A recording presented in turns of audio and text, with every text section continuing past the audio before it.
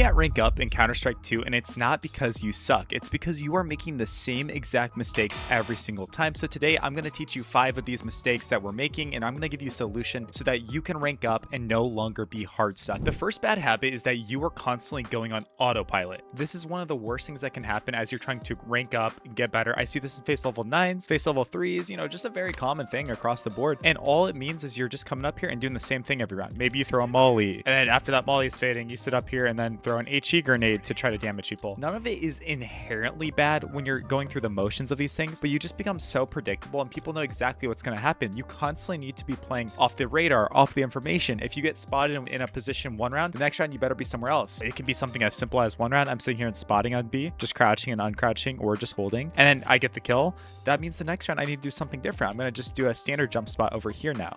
And then when I see them, I'm going to drop my smoke and run away. Then the next round after that, what we're going to do is when we're jump spotting, maybe they think we're going to do the same thing. We're being predictable. Nope. We drop the smoke down here and then we go back to Van, for example. And you're like, oh, well, Koja, they're going to molly it. Okay, cool. We'll just edge it. Right? We'll sit here and destroy them. So be unpredictable, because another really bad habit that ties into this is you are drifting. So you're on autopilot and then you're drifting. Now, what is this? This is when you're not sure what you're doing. And then you're sitting there and bouncing between like holding different things, but it's not really good. It's not locked in gameplay. Your crosshair's kind of drifting all over the place as well, just in the middle of nowhere. I see this when people are nervous or they don't know what they should be doing. Instead, remind yourself, what are the angles I can be peeked from and what is my purpose? Okay, should I be looking apps? You know, maybe I'm going to get split from cat as well, /short. So what I could do is actually fight into apartments then, and then it takes care of that drifting problem because I have a purpose. I have a goal, and I'm actually going to take space. Stop drifting and then stop going on autopilot, and you'll see a lot more success in your setup and what you're able to do in the round. The next bad habit that I see plaguing a lot of my oppers out there is constantly re-peeking the same fight. So you might be in here in window, you shoot, you whiff, or you get the kill, it doesn't matter, but then you see more people running out mid, and your first reaction is just to swing here again. You wonder why you're getting hard stuck. Oh, how are my enemies deleting me? I'm watching my teammate and he's not dying, but when I peek, I get deleted. Because you're not actually being active with your playstyle at all.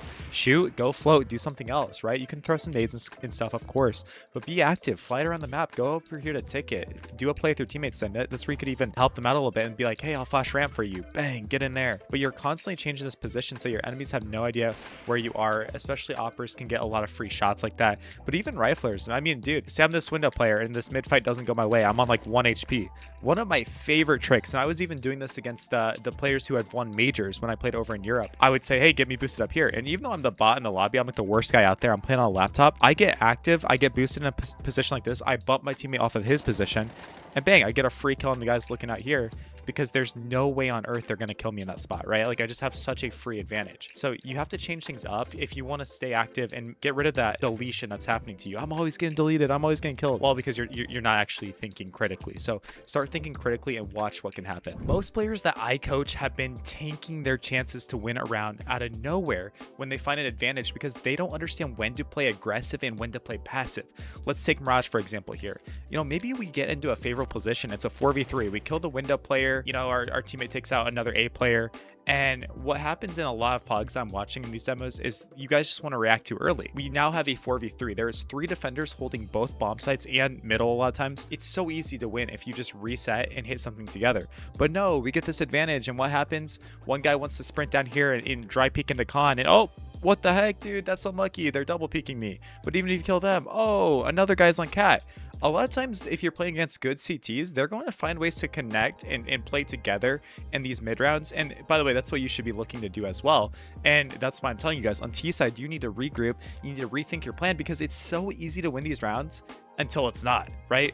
Until too many people take risk. And then you're like, how did that crumble apart? How did that happen? Because you are not thinking, you're not understanding. You gotta be really smart with this. In the least, think about how you can use util to break these crossfires, because we don't willingly have to go into any of this. You know, say you do get flashed here and all of a sudden you see like 2 guys there. Okay, the round's over now because your teammates can just go run out B. We don't know where the 3rd guy is maybe in the situation, but because of numbers, because of statistics, simple math, we're able to actually make that calculated decision for our team. It's hard to pull this off in solo queue, but you can at least be smart in your own positioning when you get these picks to just go reset using the radar. Where's your teammates at? Go reset and help them. A lot of times bombs down here anyways. So it's just a good moment to go pick up bomb, go regroup and make some magic happen. And while we're here, let's talk about bad teammates, because the 3rd bad habit that you guys are making is blaming them for everything. You sit there and you think of an excuse and why they're losing every round. And trust me, I go through the same thing. I get frustrated, I get angry. It's all their fault. It's, you know, blah blah all this stuff. But let me give you a few tips that's actually going to help you with these games and moments where it feels like your teammates are playing for the other team. The first one is stop yelling at them. If you're going to get frustrated, you're going to get upset because, you know, he's just sprinting out A and dying and, you know, losing the game for you.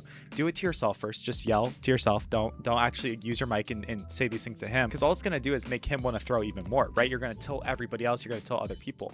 So that's the first tip, is just don't say anything to them. Just be very calm, be very measured when you're speaking in the mic, because any hostility is just going to make things worse. And the second thing is, if they're holding the round hostage, if they're doing these things that you can't control, go be a supporting piece for them, whether they want you to or not. If this guy is not reasonable, he's going to run out ramp no matter what, well, at least be the guy that as he's running out ramp, you're throwing like flashes over top, for example. Boom, maybe he gets the kill, and all of a sudden his stupid play that is dumb actually turns out to be brilliant because of that supporting util, because of that ability that you have to set your teammates up. Very, very good, very underrated.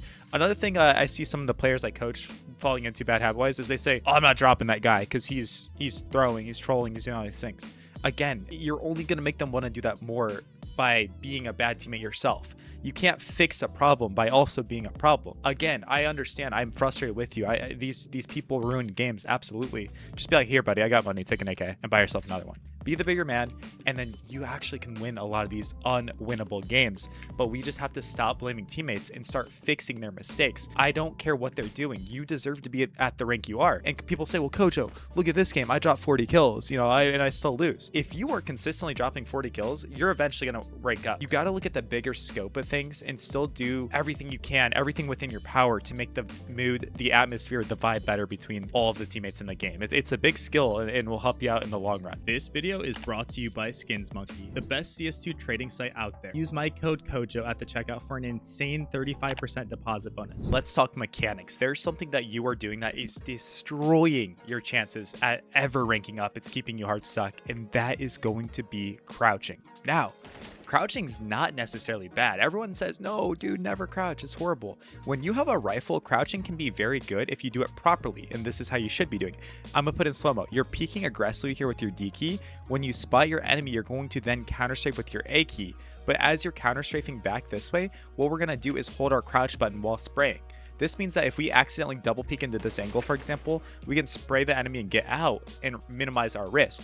Also, from the enemy's POV, it's going to be a very weird movement because we're diagonally putting ourselves back. We're diagonally going downwards with that crouch, and it's hard for their crosshair to catch up, because if you can imagine from their POV, as the dude's peeking very aggressively, they're following you, and then you snap back down and go back to the direction you peeked from. So many players just never can implement this into their gameplay. So of course, again, going back to the complaining, why am I always dying? Why do the enemies destroy me but not my teammates? It's because you don't have enough good active movement with that. Tying into that is with SMGs. I see that people try to do this with SMGs, which you just shouldn't be.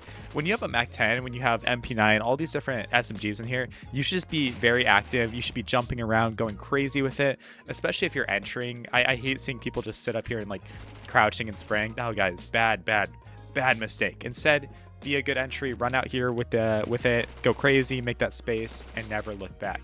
It is so hard to hit a moving target, so do everything within your power to achieve that, and you will become so good at Counter-Strike.